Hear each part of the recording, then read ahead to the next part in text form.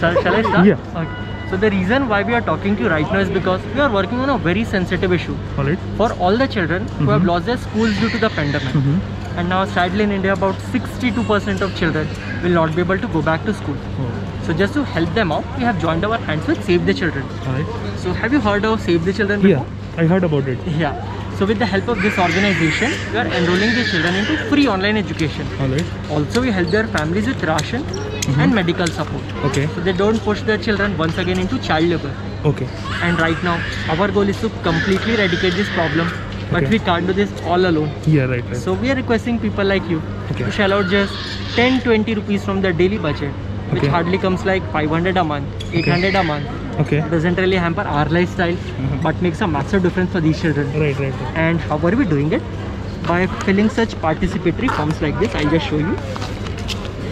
Now complete detail is not required, don't worry.